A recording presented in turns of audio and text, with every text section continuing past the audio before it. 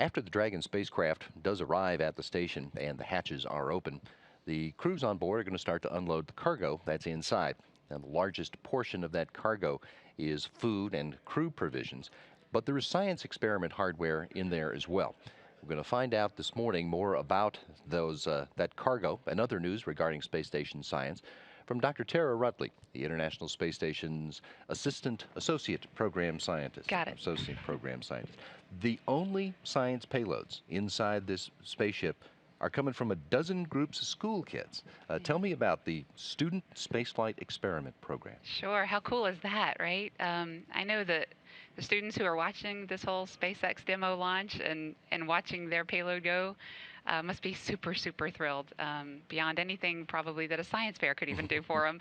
But so this is a program that's sponsored jointly, actually, by the National Center for Earth and Space Science Education and the NanoRacks, the company NanoRacks, commercial company.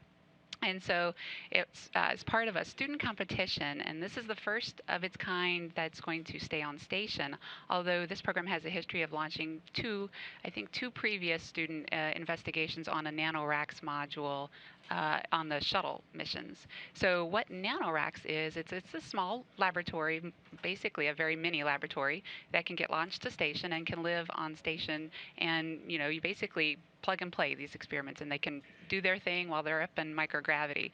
And so NanoRacks and the program partnered and put out a call for proposals for students last year, I think it was last fall, to compete, compete and design and create a proposal as to basically what do you think you might see in terms of changes in experiments in microgravity. So students from across the nation participated. There were nearly 800 proposals that were submitted from the students, and it basically reached out to that involved about 3,500 students actually participating in experimental design in a way that was different, because when you're creating a new experiment for space station, you have to take gravity out of the equation, and that's a complete challenge. So after two grueling rounds of selection processes from top-notch researchers all over the country. They all came together at the Air and Space Museum at the Smithsonian in D.C. and selected the finalists. And the finalists were representing, there were 12 communities representing 9 states, including and the District of Columbia, to basically get their experiment launched on station and get to sit on station for a while to see what they can come up with. So what are the winners investigating? So the winners are investigating a wide range of things, and when I read through these, I'm like, this is super cool, because the thing about the students' experiments is, some of them are complete shots in the dark. You don't know what you don't know. So basic discovery and a chance that, hey, I want to see how some of this stuff comes out. So one of them is investigating grape fermentation in space. So they've got a ground control, and they flew a setup on the space station where they're looking at, they're going to measure carbon dioxide production rates. And so this sample needs to come home so they can compare their flown sample to the ground and see which part ferments faster, the one in space or the one on the ground. There's another one looking at the parathyroid effects of parathyroid hormone on the growth of bone cells. There's another one which is really cool. They're going to send dormant killfish eggs up to station, rehydrate them on station, and watch them develop and get the samples back and look at how those samples have developed in space. Pretty cool stuff, right? How old are these students? Man, they range from 5th grade all the way to, I believe there is a community college involvement as well, and and now there's even university 4-year universities who can participate in the upcoming missions as well. But I got online when these came up, and I kind of started investigating these myself, and I've seen what happens is when these students get their samples back and complete their analysis, they all come to a conference at the Air and Space Museum at the Smithsonian in DC, and they stand on stage and they have their presentation and they give their final results like you would at a scientific conference. So I'm watching these 5th graders who I would have never done what they had done in 5th grade. My science fair projects were never as cool. So they take it from experimental design to implementation to completing the analysis and communicating the results. And so even at a 5th grade level, that's insanely cool. Very sophisticated experiments for students that age. Yeah, definitely. Along with designing them originally, these students also had to redesign some of their experiments, or at least consider redesign, because they were originally going to fly on a different spacecraft. Yep. And so they had to look at redoing it, just like you would have to maybe redo things in real life. Um, how helpful is that for them? That's right. It's the real world. That's how helpful it is. And in analogous to that, every scientist who ever does any investigation the first time around, it never comes out the first time, right? So science is an iterative process. Now, when you're talking about spaceflight, it's a completely uniquely iterative process. And just like our scientists, our investigators on a full-time space station have, these students met the challenge of, when they were when they were early in the selection process, these students were told they were realized that their projects couldn't be refrigerated in transport from Houston to Kazakhstan, and then couldn't be refrigerated in the Soyuz that they were planning to launch these experiments in. So the students were asked to go back and reevaluate their experiments and see if they could do without refrigeration. And then there were three subsequent experiments who couldn't do without refrigeration. So their alternates were selected. And so students were moving forward with those investigations, preparing them for launch on Soyuz. And Right. then in January, Soyuz had a pressurization test fail, which then again impacted their flight.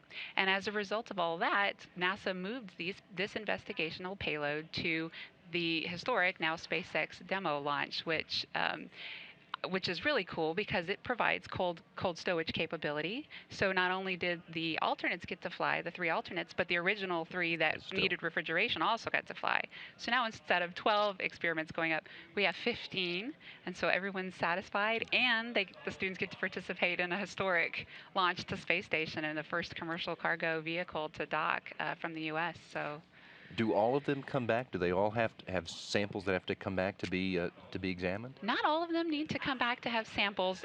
The majority of them do. And that's also critical for our investigators. And that's why we are excited about SpaceX, because SpaceX represents our nation's capability now of getting any kind of return of samples from space station. And so, although these investigations won't come back on space station, won't come back on SpaceX, they'll come back later on Soyuz. We do need the samples returned. So they want to look at how the fish developed.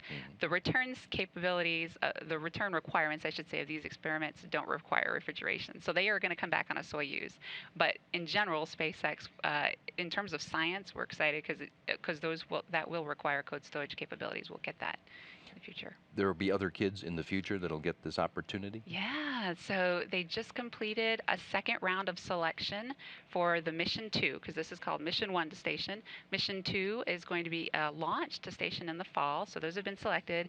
And just at the end of April, there's been another call for proposals for students who are interested in flying Mission 3. And Mission 3 is expected to launch in the spring of next year. So there's one opportunity after another.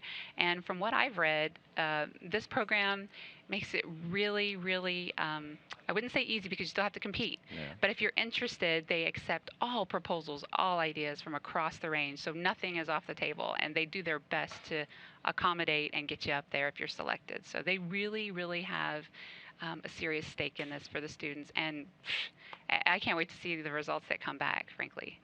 And on another topic, it was 3 years ago, just next week, the time that Expedition 20 began, Right. when the station expanded to a full-time crew of 6 people.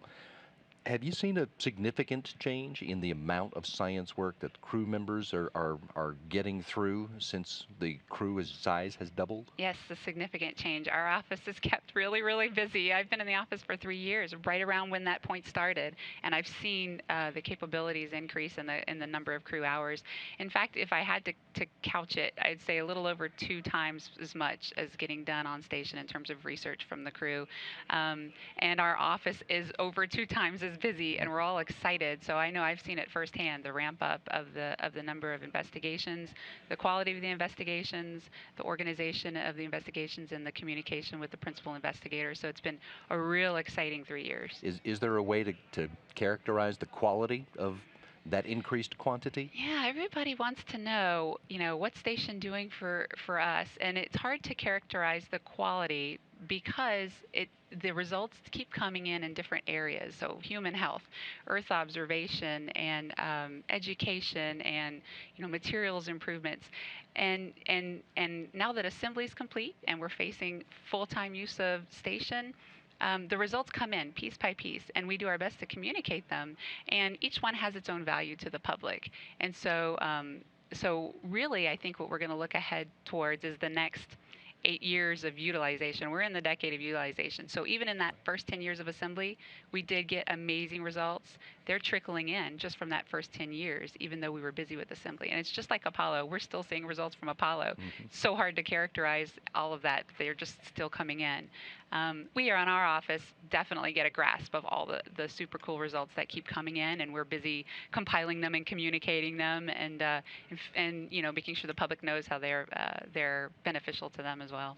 There's an event coming up soon that Yeah. you're going to do that to give everybody a chance to learn more about science. Tell us about the Space Station Research and Development Conference in June. Yeah, Right? it's pretty much a dream event for investigators who have ever done or wanted to do anything in space.